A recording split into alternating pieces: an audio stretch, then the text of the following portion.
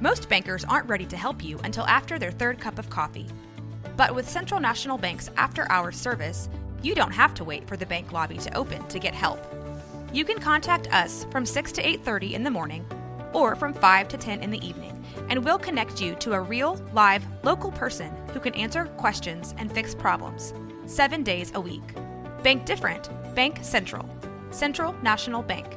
Member FDIC. Coming up on the Payoff, this guy is like family to me, and he was a real drunk. But now he's almost 5 years sober, and his life has taken off personally and professionally. He just got married, had his first kid, and now all he does is help people. That's a long way from years ago.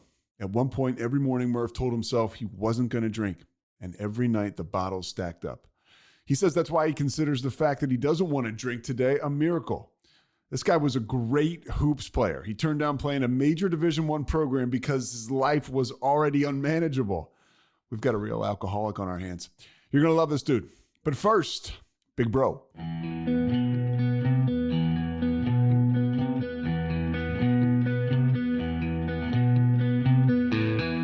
Stand by the ocean floor.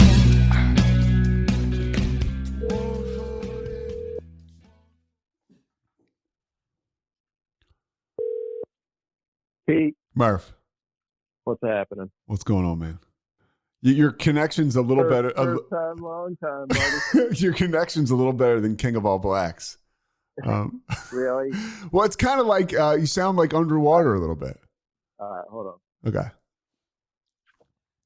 Is this better? Yeah, it is better. All right. I had headphones in. I thought they'd be good. Oh, no. Yeah, this is much better. This is a big honor. I'm a super fan of the pod. Well, you actually, you sent me the rough cuts. I listened to it then, and then I also listened to it once you posted on Thursdays. And I just think it's great, man. I love what you're doing, and I'm going to steal one of your lines, which is hang in there and take this compliment. But I think you're really good at it, and it's been just great to see your progression. I mean, I'm sure we'll get to in the pod. You and I have known each other since we were kids, and I've seen your transformation. I was there during your lows, and to see you doing what you're doing now is awesome. And I genuinely think that you're very talented, and can't wait to see where this all goes.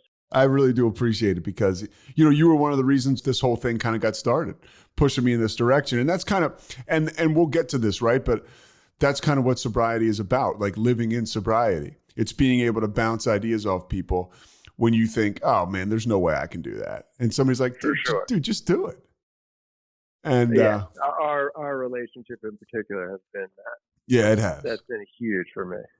Yeah, me too. Sobriety. Yeah, and it's funny because we'll start right now. I mean, your drinking career, I was there for a big part of it. Like you said, you were there for mine.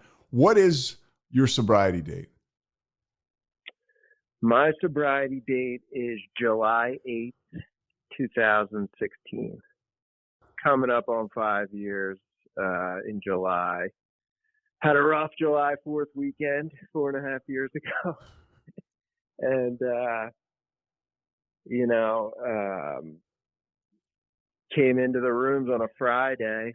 I called our buddy Danny after, a 3 or 4 day bender, and was just, as the cliche goes, I was sick and tired of being sick and tired. We'll get to the recovery, but I want to go back to your first drink. If you can remember what that was like. My first drink, I was a sophomore in high school. I got invited to a girl that was a year older than me. I went to Episcopal, and she was a year older. She was cute. She invited me and 2 other guys over to her house on a Friday night, and there was 3 guys, 3 girls. We each probably had 3 or 4 beers. Made out with the girl. We walked into Narberth, and it was just such a fun night. I mean, literally, when I look back on it, it was like, I remember that feeling of like, I want to do this all the time. This is awesome. This is fun. And really, like, from that first drink, drinking and then smoking pot became my number one priority. Your family's based in Philadelphia, but you grew up in Canada, which is worth mentioning. My parents were both from Philly. My dad started a business up in Toronto, so we lived in Toronto until I was in 8th grade. And you didn't drink at all there? I didn't drink at all there, no. We lived kind of in like a rural area. We got in lots of trouble, but it was like egging cars and stealing from 7-Elevens, things like that. We were definitely like rambunctious boys, but drugs and alcohol were not in the scene at all in Canada. That's like the best case scenario for an alcoholic. Not only does it make you feel incredible, but you get to make out with the pretty girl on your first night. It was just like, this is fun, it just like cemented like how much fun that is, and I grew up with like uncles that were like real gregarious, loved to have beers and tell hilarious stories. So like I couldn't wait to drink and act like that. And then so for that to be my kind of initial experience, just cemented in my mind, like, this is awesome. I want to do this all the time. So you got through your entire freshman year without drinking? I did. Yeah. And you were a very, very good basketball player. Basketball was pretty much, you were a very, very good basketball player. How did the drinking impact your basketball career? Basketball was probably my number one priority my whole life until I discovered drinking, drugs, and women, really. I mean, those things just took priority immediately. I would shoot hoops all night on Friday night, all night on Saturday night. My freshman year, by sophomore year, I was trying to figure out ways to lie to my parents and figure out how I could get to, a party and get away with drinking without being caught. So really that applied to almost everything in my life. Like my grades started going downhill, my basketball career, my relationships, all that stuff. Really, like when I look back on it, immediately started to nosedive. I didn't see it at the time, but now that I've been sober for 4.5 years and kind of reflected on some of that stuff, it's very obvious. You were unique in a sense that you grew up in an affluent suburban area outside of Philadelphia, but you would go to the city of Philadelphia to play in summer leagues, to play with the most talented kids in the city. What was that experience like? That experience was great. It was eye-opening. I kind of realized that I wasn't that good. I think for a lot of my life, I was a big fish in a small pond. And then I went down and played in Sunny Hill. Sunny Hill is one of the best youth summer leagues. A great basketball league at Temple. That the best players in the city play in this league, and I played against Rasheed Wallace and Kobe Bryant and tons of other really good players. And it was very apparent that those guys were on a different path than I was. They were a different level athlete. They were longer, faster, quicker, stronger, and just better. But it was a really cool experience. I mean, I had a great time. I learned a lot. I was, hanging out with kids that were, from different backgrounds than myself, and I had a blast doing it. I have so many funny stories from those times. But in terms of what it was like, I would describe it really just as an eye-opener about, the talent that's out there. And Sunny Hill, by the way, is a Philadelphia basketball legend. That's why the league was named after him. I can do a good Sunny. Good morning, everybody. I can do a pretty good Sunny Hill impression. Yeah, I mean, it's a great league. His whole mission is to provide a platform for basketball players to be seen and recruited by colleges, but also to make sure that they're getting a great education. So you had to take a test before the season started, and if you didn't pass the test, Sunny Hill would provide tutors that you would have to go to once a week during the whole summer so that you could kind of up your grades and be more appealing to colleges that were recruiting these kids. So I didn't know that. Yeah. The test was hilarious. I mean, It was like, if you go to the store and you have $5 and you buy something for $4, how much change do you have? it was not a tough test, and everybody on my team passed it. All right, not many guys didn't pass it, I would guess. I don't think so. As your basketball career is kind of, because I mean, look, let's consider what it is. It's kind of taken off in a relative sense. As you're playing in Sunny Hill, you move from Canada, you come to Philadelphia, you're playing against some of the best players. How did your drinking go along and progress? My drinking just gradually progressed all through high school. My parents were very strict. They were tough to pull the wool over their eyes on. My dad, has seen it all. I couldn't get away with much. When I went out at night, they would be up waiting for me. They'd smell my breath. If they smelled alcohol or pot on me, I'd be grounded for a couple weeks. So, I basically kept it in the fairway in high school. I would say I drank at every opportunity that I possibly could. If I could convince my parents to let me sleep out on a weekend at a buddy's house, I would drink as hard as I could. Or if I was allowed to go to a concert or something, I would get it in. But for the most part, I was drinking.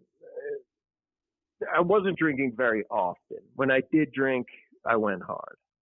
And it was a source of a lot of fights, with my parents. My mom in particular, she probably saw how my grades were suffering, my attitude was suffering, and could tell that there was something going on with me. And she would ask me, like, what's going on? And I, like a typical kind of addict alcoholic, I'd say, you can get off my ass. What's your problem? So, like, our relationship just kind of suffered for a few years there. Because they wouldn't let me do what I wanted to do, Did you notice at that point in time, and whether you knew it then doesn't really matter, but looking back, do you see that alcohol and drugs, and I don't know the answer to this, was your number one priority? Absolutely. Alcohol, drugs, and like socializing, like women, friends, being in the cool crowd. All that stuff mattered to me way more than it should, and mattered to me way more than the other things. I heard a line in a meeting the other day where a guy was talking about altering your goals to meet your behaviors rather than altering your behaviors to meet your goals. And that summed me up, if my goal was to play college basketball, I quickly changed that goal to say, I don't care if I play college basketball because my behaviors weren't lining up with making that a reality. And by the way, you could have walked on at a Division I school without question. And you could have. When I was at Villanova, I played intramurals, and the assistant coach asked me if I wanted to walk on. And I was like, yeah, sure. He's like, all right, well, you need to go get a physical and bring the paperwork to me. And I was like, nah. Like, I just didn't. It was like that was too much of my life was already unmanageable and enough that was a problem for me. And, yeah. And my story. I was bartending at Villanova. I was having a blast, like sitting on the bench and being a cheerleader. Well, hold on, slow down now, slow down. But we'll get there. But there's more. The high school stuff gets pretty interesting because it really evolved. Like in our crowd, obviously Murph and I, not only are we like family now, but we grew up alongside each other. And there was a lot of I felt like the progression into the use of drugs, whatever kind of drugs you're talking about, was significant for our group of friends. Like, how did that affect you towards the end, I guess, of your high school years? In terms of what? Like just being surrounded by it? Yeah. It was all over the place. Yeah, we grew up in like a pretty affluent area. Kids had access to kind of whatever they wanted. A lot of kids had their parents' credit cards or whatever. A lot of parents went out of town and left their kids home alone, so you had places to party, and there was booze and drugs available if you wanted it. And I loved it. I was willing to try anything. My brother-in-law always jokes and he would say, if you handed Murph 3 pills, he would take them, and then he would ask you what they were. And that's just, if it was going to alter my mood, I was down to try it and down to do it. And, it progressed more and more in high school. Did you get more comfortable? Did you get more comfortable in your own skin? Yeah, I think so, for sure. I mean, I think alcohol is liquid courage for anybody. I don't think I was particularly uncomfortable in my own skin before. I mean, I'm sure I had insecurities like anybody, especially any high school kid, and alcohol in particular helped there.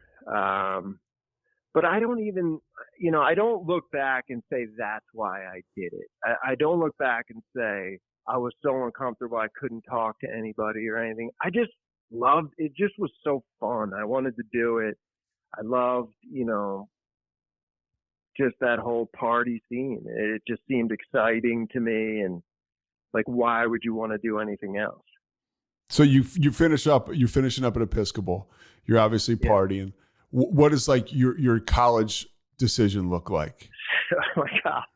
My college decision was because you go to this high school where people are going to Penn, they're going to Harvard. They're going to really good schools for sure. Probably 20 to 30% of my class probably went to Ivy League schools. And, my grades weren't horrible, but they weren't great. I mean, I never applied myself in school at all, since, the first grade. My report cards would always say, like, he has a ton of potential, but he just needs to buckle down a little bit.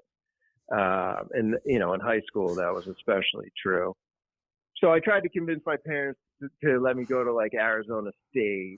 I forget the schools I wanted to go to, but they were hilarious. And my dad was like, no way, dude. I'm not paying for you to go to a 4-year vacation.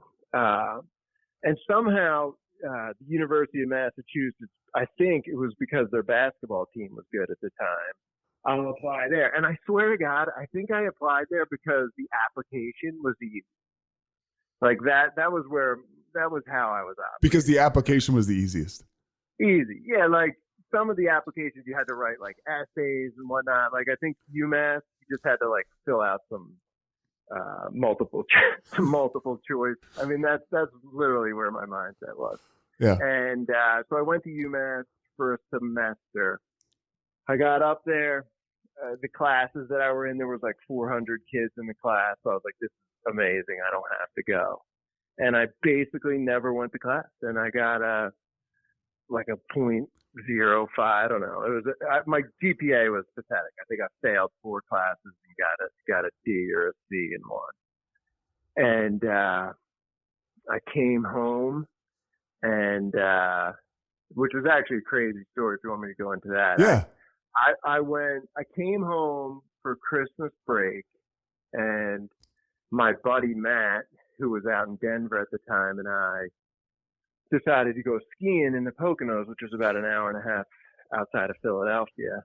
And we went up, we rented a hotel room, and somehow we got acid.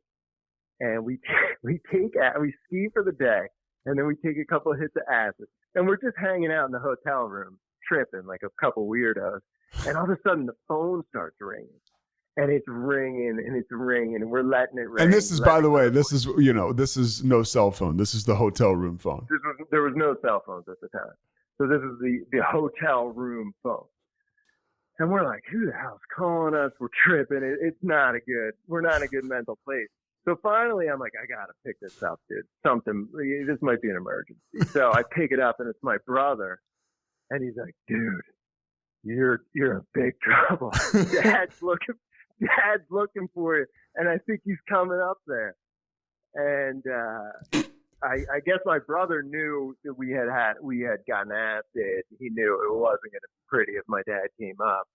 So talk about a bad trip. My dad did not end up coming up there, but when I came home the next day, because he had seen your grades. Yeah, he had seen my grades, and he was pissed, and rightfully so. So I got home, and he said, "You're not going back to UMass. it's a fucking joke. You know, you're going to go up to Canada and work for me in the parts department in his business, which I did for, you know, like a month.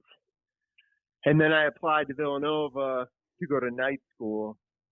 Villanova said if I had got a certain GPA for a semester at night school, then they would let me in full time. So I did that, and I got straight A's. I lived at home with my parents. I was pretty much, you know, living clean, and I did well. And then Villanova let me in full time.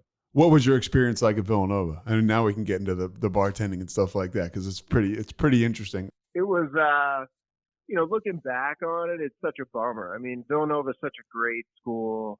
I met so many great people there, and I did not take advantage of it at all. I socially had a blast. A friend of ours and myself got a job working at like the most popular bar on campus called Smoky Joe's. We literally went to the owner. We were freshmen, and we said, you know, Pat, we will weed your garden. We'll, you know, mulch your lawn, whatever it takes. Just let us in the door. Let us bar back. Let us, you know, clean the floors, whatever you want. Just let us work here. And he's like, all right, I'll give you guys a shot. And literally within like 3 months, both of us were bartending. And it was fun, dude. I mean, I felt like a celebrity. I was making tons of money. There was lots of women, drinking every night. You know, those guys that own smokes were great to work for. They let us have fun. You know, we weren't supposed to drink behind the bar, but we drank and we had a blast. It was literally like one shot for you, one for me. Yeah, and you mentioned the women. How were your relationships with women? Every relationship I was in was unhealthy, I would say, because I was unhealthy and I treated women. I think I heard Frank say this last week on your podcast, like a drug.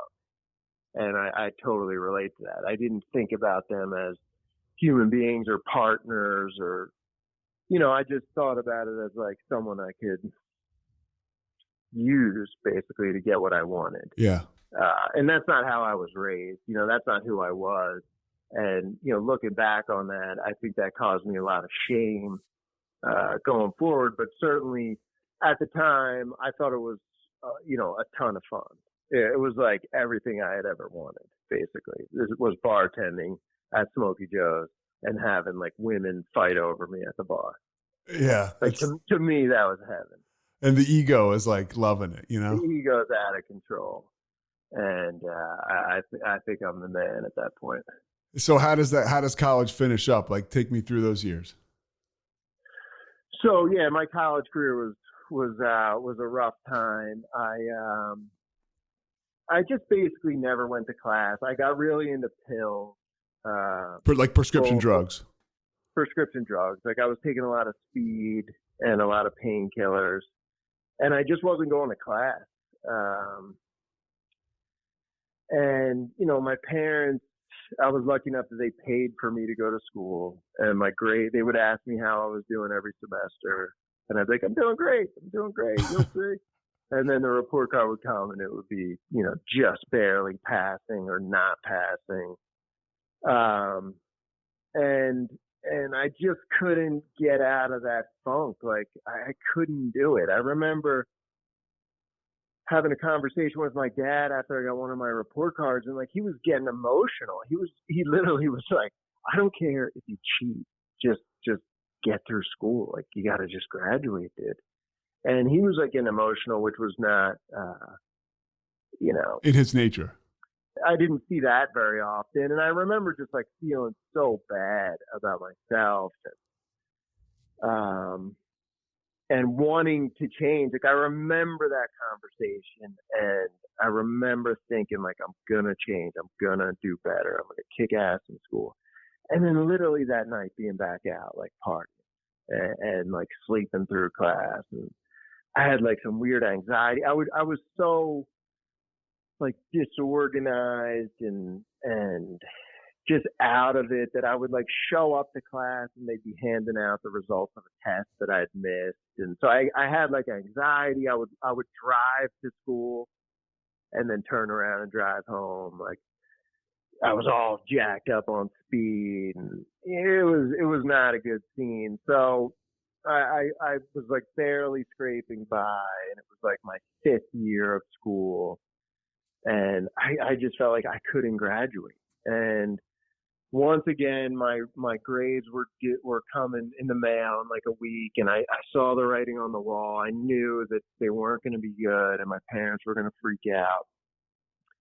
And so I told them that I had a problem and that I needed to get sober. And I think I knew that I had a problem, but I wasn't really surrendering at that point. I was more just kind of coming clean to get out of trouble. Well, it's like they say, I've heard people say, I had a back problem. I have people on my back. So, Big time. Big time. I had a major problem with people on my back. And that was my only way out, the only way that I saw at the time. And certainly I knew that I did have a problem. So I told them that, and I don't know, I haven't talked to them about what they thought about that at the time, but I called our buddy Pete F, and he took me to a meeting, and I stayed sober for almost a year. I think I was like 21 years old. I always say, I remember where I was, because part of the thing that you do when you get sober, especially when you're young, is you tell people. And I remember where I was when you called me and you told me that you were going to stop. And I was like all for it. Now I didn't think, I was like, this guy's got a problem. I'm screwed. But I was like, that's awesome. I mean, because we had this guy in our life that you're talking about, Pete, that had kind of laid the groundwork, and he showed us that sobriety, there was a kind of a glow with him. Pete was one of my best friends growing up. He got sober. He went out in like a blaze of glory when we were 17. I mean, he just could not handle drugs and alcohol. So he got sober. Nobody questioned it. Like, it was clearly the right thing for him to do. And then his life just got so much better. I was talking to him about this a couple weeks ago, just like how, I used to look at him in college. He started a business. I think he walked onto the lacrosse team. Yeah. He was dating a beautiful girl. He was happy and positive. And meanwhile, I was sleeping all day and spending, my whole life was spent in a bar or like in frat house basements at night. So like clearly, even back then, I just saw the difference in the lives we were leading. It was very black with him. It was very black and white with him. I mean, it was very black and white. It was very messy the way that he flamed out, and it was very triumphant the way he had life going. And I think we all were like, "Wow, that's pretty awesome." For sure. So I legitimately saw that as an option for myself, because I clearly, when I was being honest with myself, knew that I couldn't control my drinking and drugging. I couldn't say no, even if I had a big test the next day, or, I had to be home for Easter brunch with my parents or whatever. Like, I just couldn't walk away from a party ever. And, I was like doing whatever I could to get pills. Like I was really like a junkie with the speed and the painkillers at that time. Stealing, lying, cheating, whatever I had to do to get those. So I knew I had a problem, and, I waved the white flag so that I would get out of trouble for school, and I stayed sober. I went to meetings. I got a sponsor, and I had an incredible 10 months. I think I stayed sober for 10 months. I ran a half Ironman. I graduated from Villanova. My relationship with my parents was great. It worked for me. Like you just said about Pete, it was like black and white. Like, my life immediately got better when I put the drugs and alcohol down. So how did you end up drinking again? So I don't really remember like exactly how it went, but I wasn't all into the program. I went to, maybe a meeting or two a week. I had a sponsor who I never called. I didn't work the steps. I just I didn't do the things that are suggested that you do in the program. And, eventually it caught up to me, and I decided that I'm not an alcoholic. I just was in a bad place, and I was just like abusing pills. So if I go back out and I stay away from drugs, I'll probably be fine. That was, the lie that I told myself. You start to drink again. How quickly do you start to use drugs again? I don't remember. Unlike you, like you can remember, your memory is incredible. I can't remember. I think I was good for a while. Like, I don't think I used drugs for a couple of years after I went back out.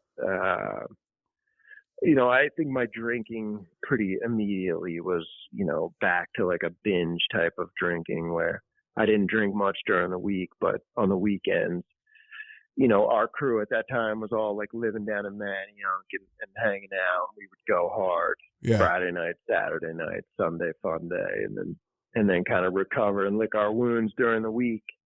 But I immediately was back to like alcoholic behavior, and I'm sure I started doing drugs again pretty quickly. But you're out of school. You graduated school. You're out of the woods there. You've got a job. You're making money. What happens then with the alcohol and the drugs? Like, where are you living? What's going on? So that's a good question. So I was working. I lived downtown for a little bit in Old City. I was just kind of in like one unhealthy relationship after the next with women, and I'm not saying they were unhealthy. I was unhealthy, and therefore the relationship was unhealthy. I was working. I was doing pretty good. I got a job. We had an office in Virginia Beach, where the guy that was running the branch office, kind of quit unexpectedly on us. So I went down there to run that branch for a couple of years. And I kind of remember that kind of being, I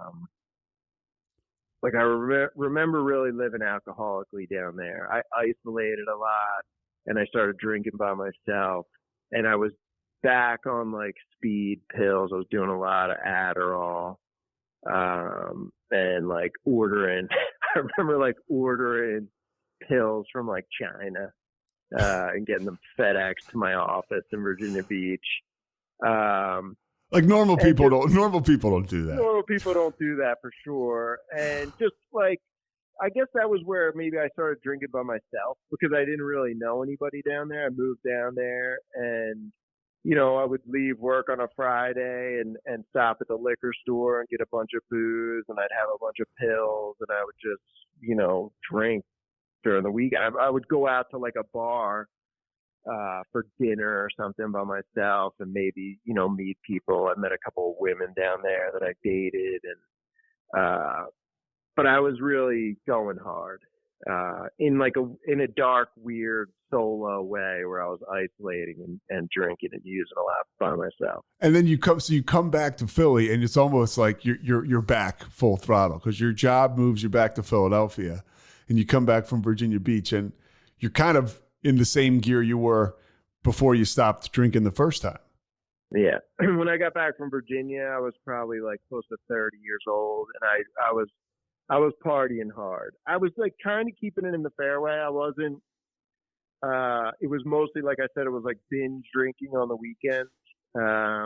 And like I would, get up and work and do my thing all week, and then Friday would come and I would just go hard, like real hard every weekend. I got sober when I was 39. So when I was 35, I think is when I really became like a daily drinker. Where I started out like having wine, with dinner or whatever. And that quickly became like a bottle and a half, 2 bottles of wine, like on a Tuesday night. Every night I was drinking. I was doing a lot of drugs at that time too, like starting around age 35. And you moved back. You moved back from the city of Philadelphia to the suburbs of Philadelphia, where you basically kind of build a house out there. So you're alone, in a big house by yourself a lot, in an area where a lot of people. You obviously have a lot of connections but things are just getting worse.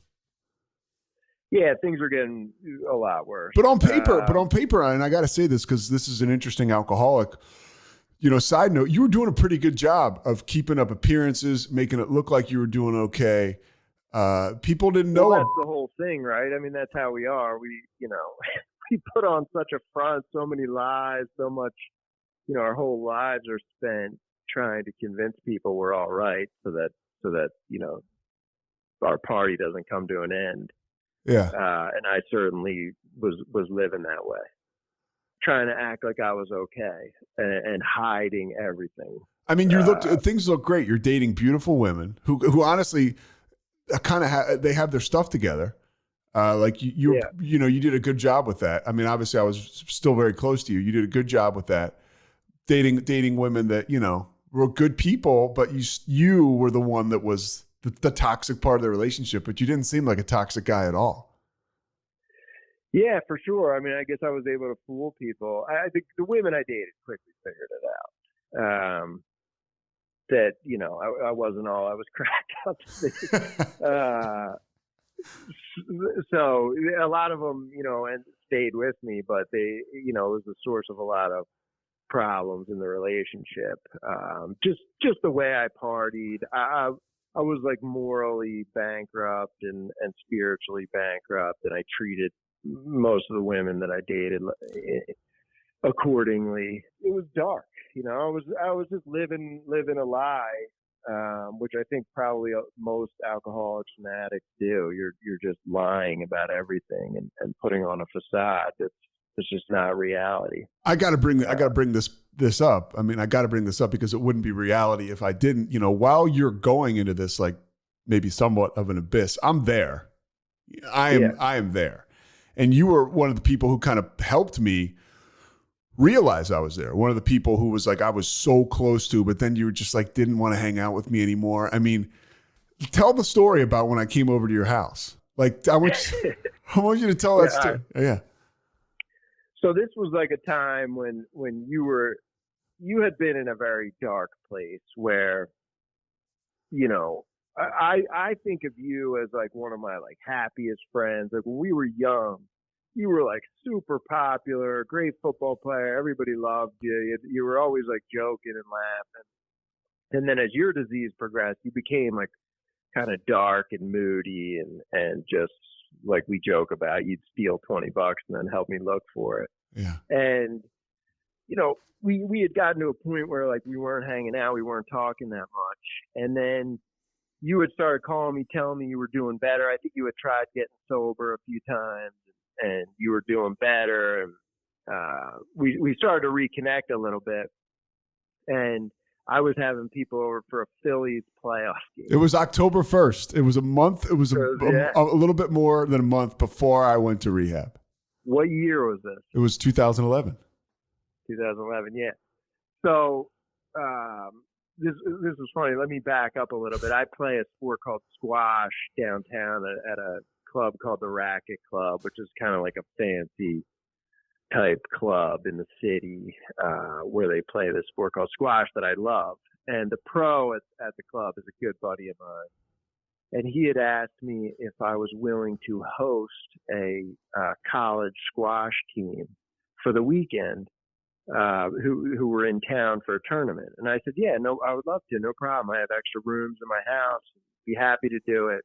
I said, I probably won't even be there. I'll leave the key, etc. He said, okay, well, let me talk to the coach and I'll call you back and confirm if we need you. So he never called me back to confirm that he needed me. So I assumed that they weren't coming. So back to October 1st, I'm having a couple people over for this Phillies playoff game. And they were like, my non-alcoholic friends. Like it was one of my buddy's sister's bachelorette This is like this is a normal group of people. One of the women there is pregnant. Yeah, pregnant. The one's a doctor. It's her bachelorette party. Like, I don't even think they were drinking. It was her bachelorette party. And they came over for the game, and there's probably 5 or 6 women and me and a couple buddies. And you call and say, hey, can I come over with this girl that I met in Wawa? And you came over, and you were banged up. I mean, the two of you, so was she. To the point where I was like, I don't know what drug Pete is on. Like you were banging into walls. You took your shoes off on the couch and you were massaging your feet. It was weird. Everyone was kind of looking at each other like, what's going on? So I think you broke up with the girl on the couch in front of everybody, and she started bawling, crying. And I was like, Pete, I took you in the other room. I said, man, you got to go, dude. Like, you're making people here uncomfortable. You know, this is not my normal crew. Like, if it was our normal buddies, like, it wouldn't have been a problem. But I felt, you know, kind of embarrassed. And I was like, you got to go. So my house had, like, a long driveway, and it crossed a bit of a creek about halfway down. Let me interject, by the way. The only reason this story is funny is because I'm 9 years sober today. Go back. Because it was not funny. No, it was, but it wasn't. Yeah. But, so the creek crosses the driveway about halfway down, and you guys leave, and everyone's like, holy shit, what was going on with the two of them? People just couldn't get over what we just witnessed. And we're sitting there, and one of the girls goes, oh my gosh, they're coming back. And I'm like, what? So I go out to the front door, and I open the door, and your car was upside down, headlights facing the sky, in my creek. And I ran out and I freaked out, and I was like, you got to get the fuck out of here. As I'm screaming and yelling, my phone rings, and I think for whatever reason I answered it. It was a number that I didn't recognize, and it was like, hello, Mr. Barton? And I said, yeah, this is me. And he goes, this is Alan Thompson. I'm the women's squash coach at Mount Holyoke University. We're going to be there in about 20 minutes. And I got a car upside down. I'm banged up. There's beers all over my house. So I just kind of lost it, and it ended up all working out. Well, it did because it ended up getting me sober. That was like, I was at the end of my rope. Yeah, that was like kind of a kickstart. I remember you coming over, and I don't know if that meant anything to you, but I remember just being like, Pete, man, you're not the guy that I know. I remember that. It's just not fun to be around you. I was like, I think you got to get sober. And then I think your brother found out about it, and that really that was it. Forced your hand. That was it. Yeah. So everything happens for a reason. It does, man. I mean now it makes for a great story. I mean, these women from the Mount Holyoke team showed up, and they were like, "What is going on?" I was like, I forget what I told them, but I talked them into thinking it wasn't that big of a deal that a car was upside down in my creek. So, all right, let me get back to you. So now you're 35 to 39. How does it go? How do you end up getting sober? Because you really did appear. I mean, that party is actually a nice window into you doing okay. Yeah, I wasn't doing okay. I mean, I was in a relationship with a woman for a long time who was great, super nice person. Super nice, super cool. Super cool. She liked to party too. So I had kind of no governor, and we partied hard, and I drank daily. And my life just started to like I said, I was more morally and spiritually, pretty much bankrupt. I was treating her very poorly. I was 30 pounds overweight. I stopped playing squash. I stopped reading books. Like, I stopped doing anything that I used to like to do. And all I did was get home from work and drink. And I recognized that I like every day I would wake up and say, I'm not going to drink tonight. And every night I would stop at the liquor store after work. Like, you hear people say that all the time, but that's just like so true for me. I couldn't make it, a day without drinking for those 4 years. And I was having some fun. Like, I was enjoying myself, but more and more it was becoming not fun. I mean, and this is again worth adding, Murph, when I got sober, you invited me. I was living between Jersey City and doing basketball in Springfield, Massachusetts, right where Holyoke is, near Holyoke. And yeah, right. You asked me. You were like, "Hey, why don't you come live with me?" You offered me and I stayed with you, and you were always staying with the woman you were dating. So I didn't see you too much. And You know, when I did see you, you weren't a train wreck, but it was clear like something was happening. Yeah, we had a couple instances that you were there for that you knew, like, oh, holy shit, Murph's going hard. And I think, honestly, I wanted you to stay there because I saw you had that same light that our buddy Pete F had back in college. And I knew that I needed that. I used to wake up all the time and be like, dude, you got to get sober. Like, I knew I was going to get sober. I just needed like a little push. I was so close to waving the white flag. I just couldn't bring myself to do it. And I really think that I invited you to live with me to kind of be around some positivity and some sobriety. And I think there was definitely a relation there that caused me to invite you to live there. But anyways, I was getting in like lots of trouble with the woman I was dating for doing stuff that I shouldn't be doing. She was getting fed up with my behavior. I was going so hard. I was doing a decent amount of coke at that point. And July 4th weekend came. Actually, a week before July 4th, the woman and I got in a fight, and I drove home, and I was like blacked out drunk. And I remember waking up the next day being like, dude, you're so out of control. Like, you knew you shouldn't be driving, and you drove. Like, I just started to really feel powerless over alcohol. Like, I wanted to be better, and I couldn't bring myself to be better. And then a buddy of ours called me and said, hey, I'm going out on a Wednesday night, and why don't you come meet me? My wife and kids are out of town. Like, I'm looking to have some fun. And I said, I got something going on for work tomorrow. I'll meet you out for like 2 beers, but I got to be home by 9. And I was like adamant about it. And the next thing you know, it's 6 in-the-morning, and I'm calling out of work. I think it was maybe a Thursday, doing drugs, hadn't slept.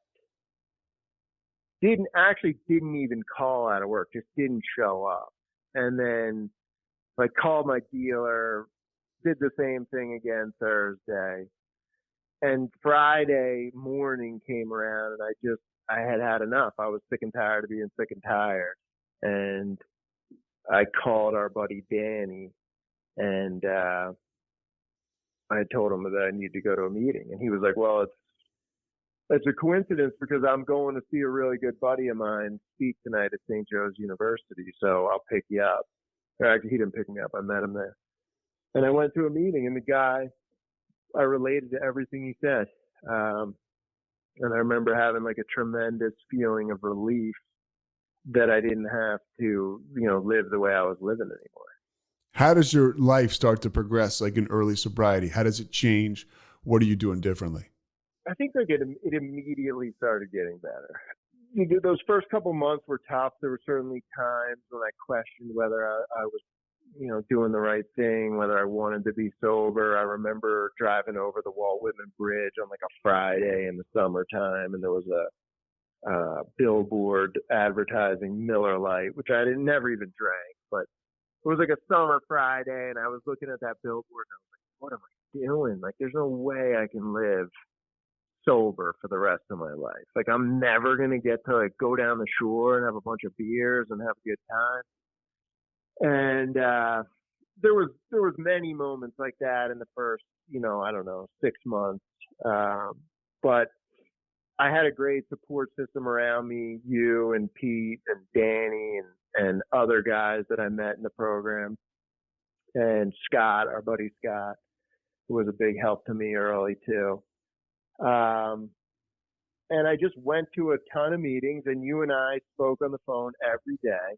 And I started to kind of open up about my feelings. And with you in particular, I would tell you every little thing that happened during my day and how it affected me. And it was awesome. But it was, how it made me feel. Yeah. And as another alcoholic, it was awesome because that's when the magic starts to happen. That's when you start to get that feeling that you got from using drugs and alcohol. Because you put that crap out there, and you're like, oh, like it's not that big a deal. And the other person can totally relate.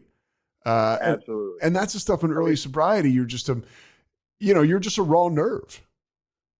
Big time. I mean, I had been numbing my emotions for so long that like every little feeling I had, I was like, oh my God, what is this? How do I deal with these feelings?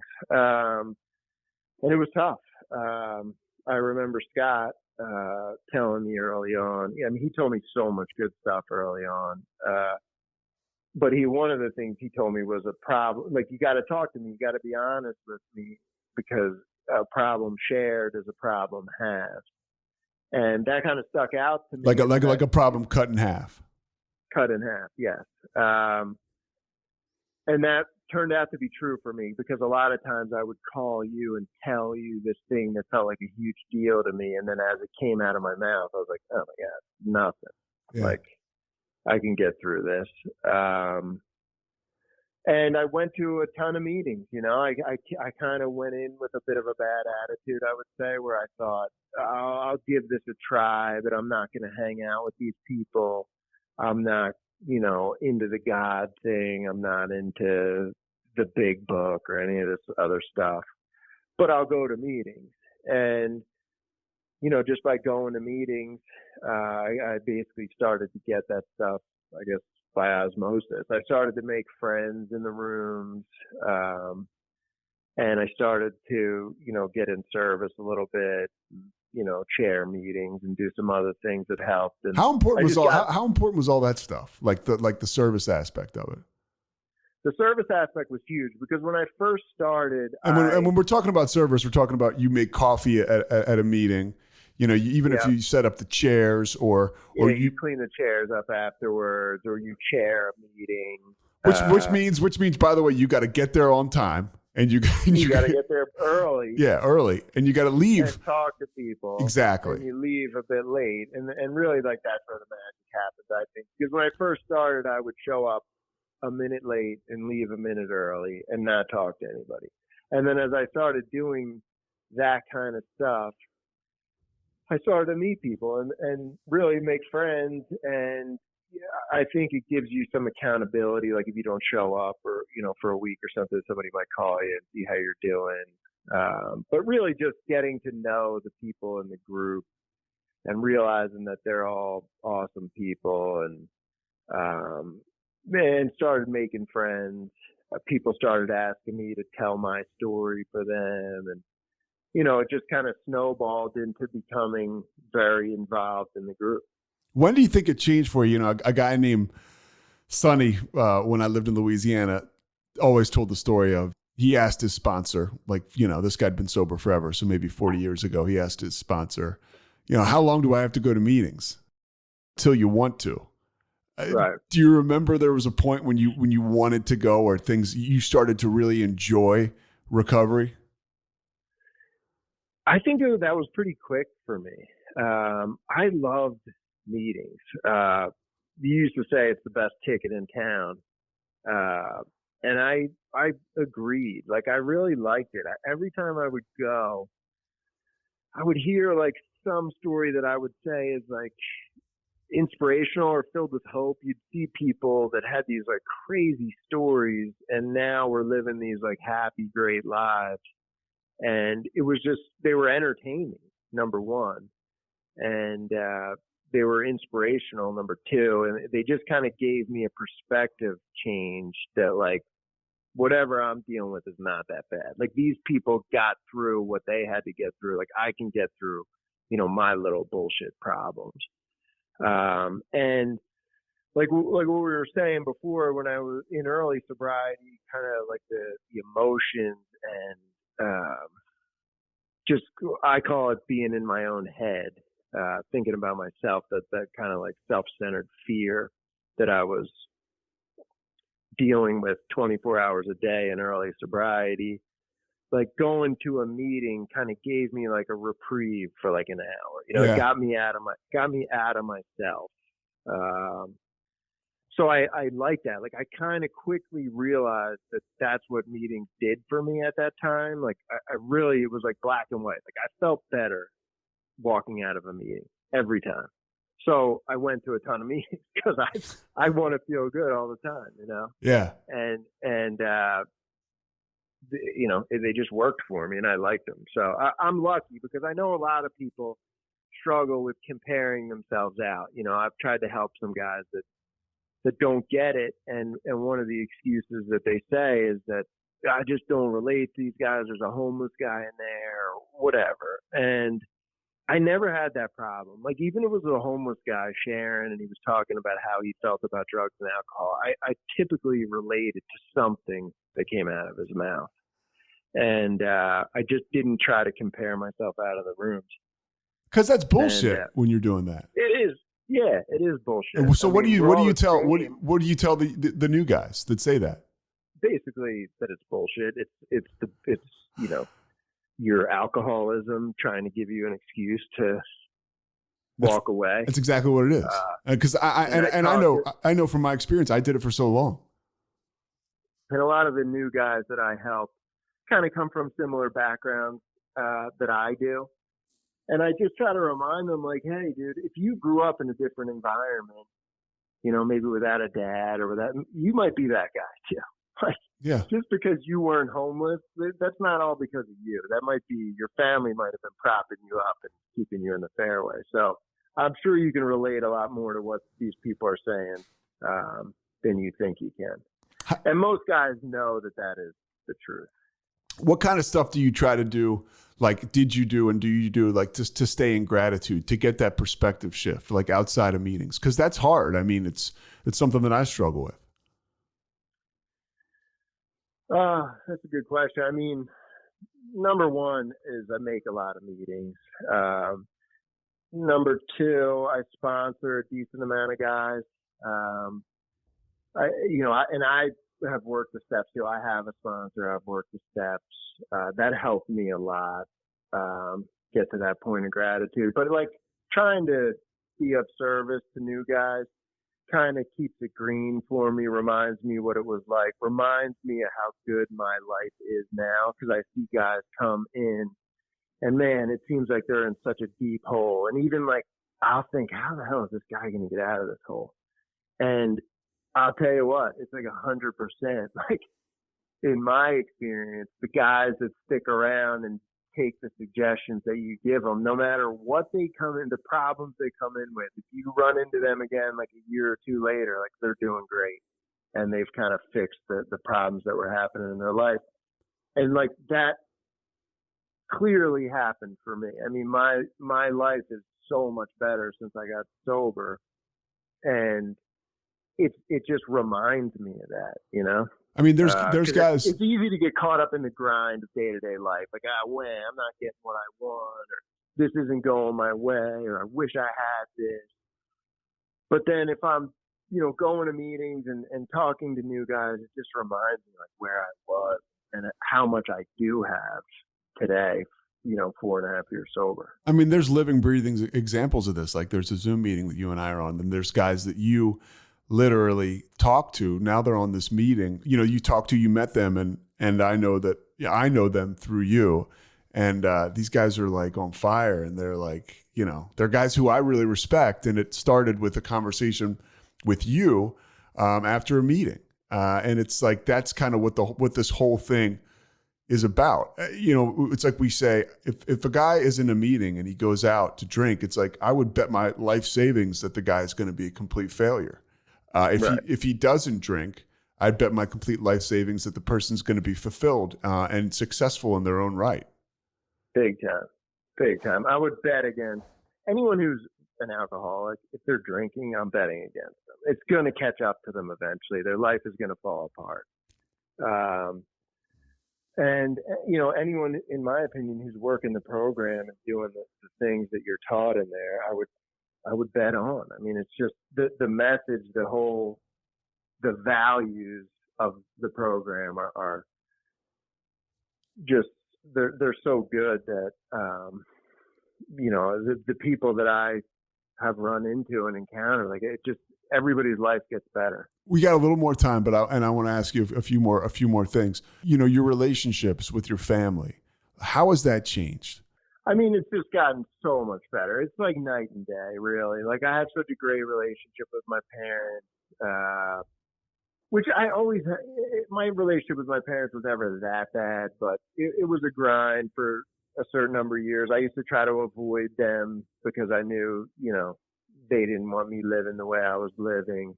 But right now, like, we just have a great relationship. They're awesome people. When I'm around them, I'm happy and in a good place. I share with them, a lot of the stuff that I go through in sobriety. They're very supportive. They love it. I mean, they see what it's done for me.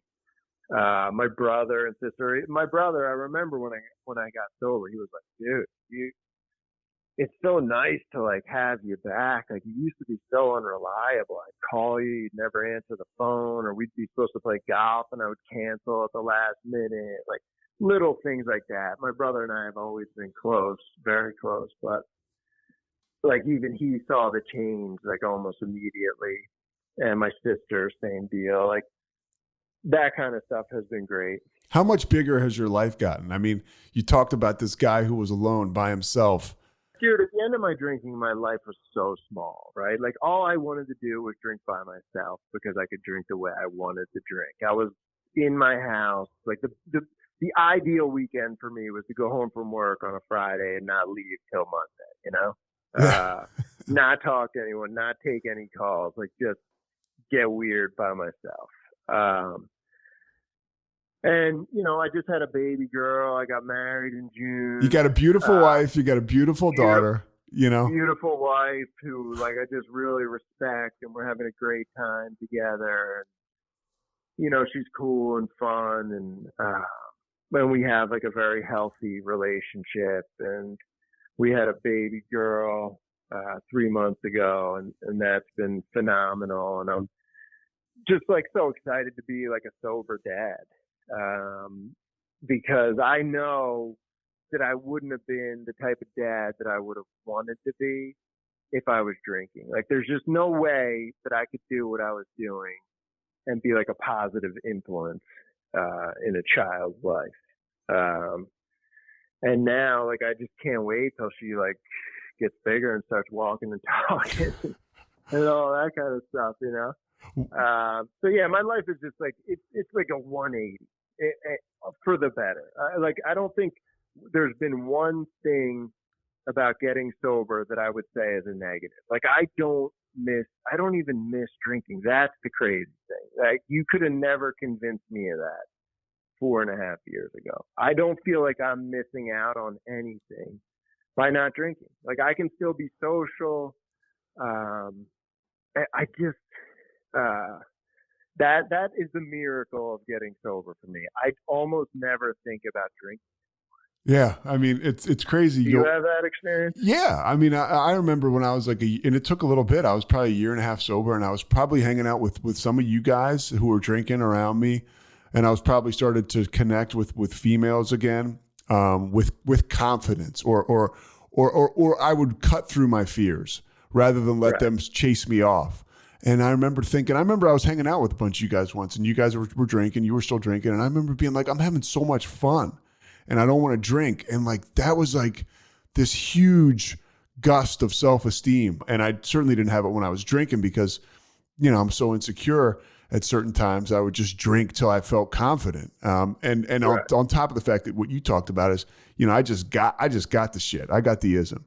It's all throughout my family. So yeah, I mean, that's when everything you're saying makes perfect sense. And it's amazing to think that now, because I mean, you talk about, you tried to stop before and you could not stop because it sounds like if you were all like me, like you didn't feel a part of, and you felt like, or you just weren't ready, whatever. But now it's the real deal, dude. Like, you don't look, and you're a social guy. You got tons of stuff going in your life.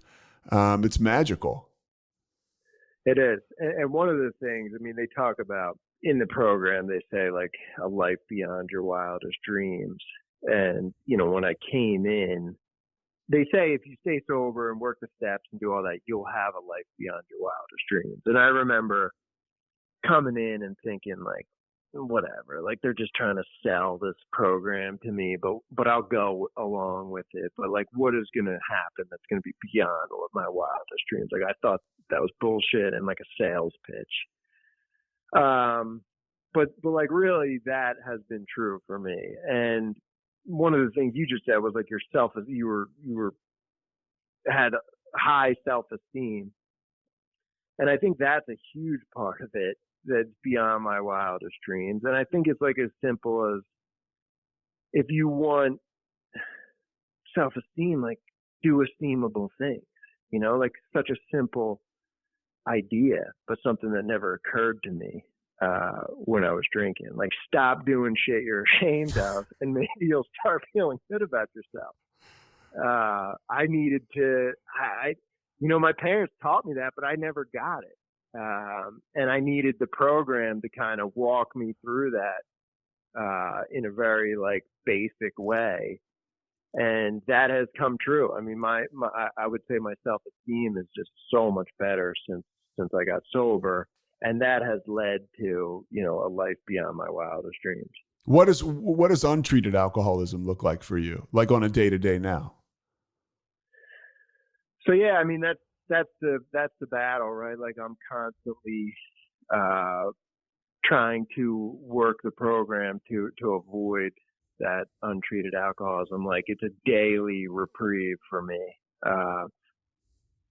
Just because I have, almost 5 years, I can feel as bad today as I felt the day that I came in if I don't kind of do the basic maintenance that I need to do in the program. And that, for me, is really like trying to stay in touch with my higher power that I call God, like trying to bring him into my life, and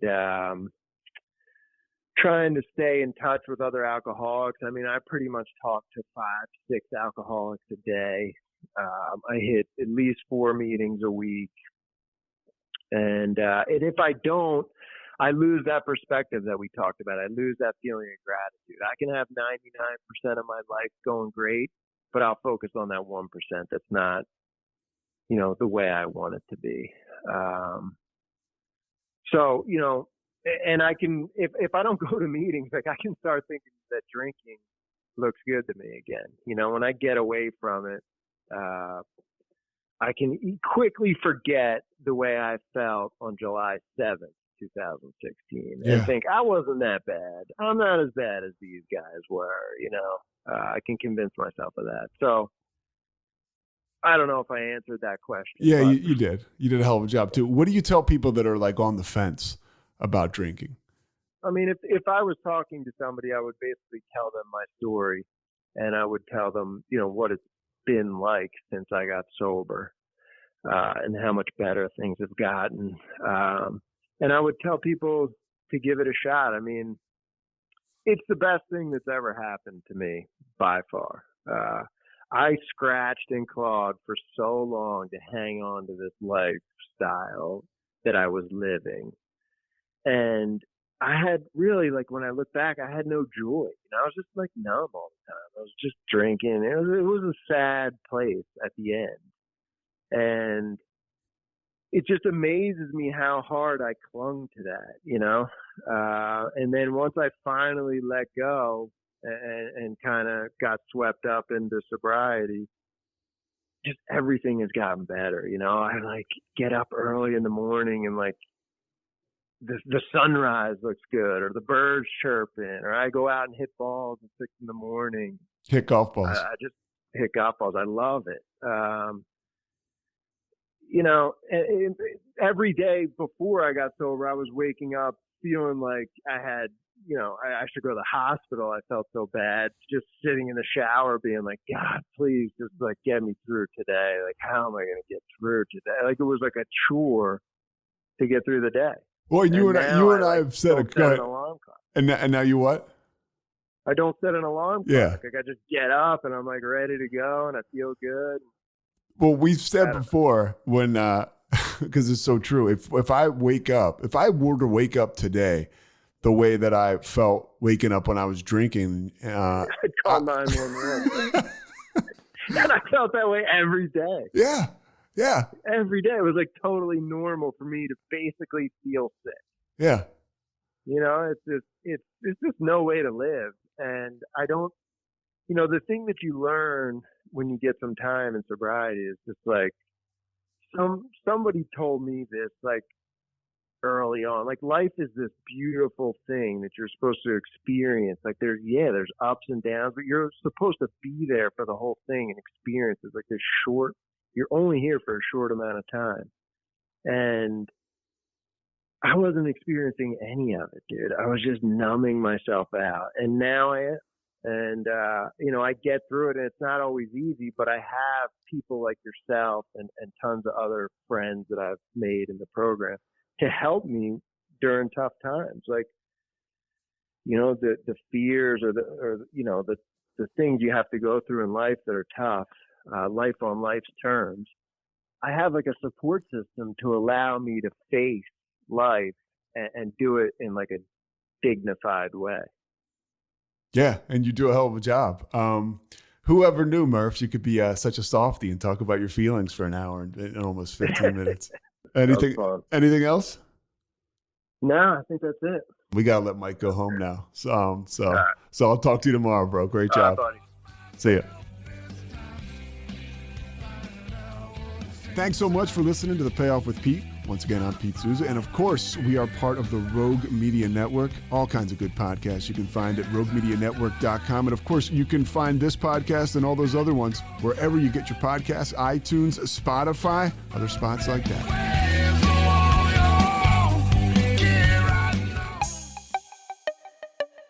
This has been a Rogue Media podcast.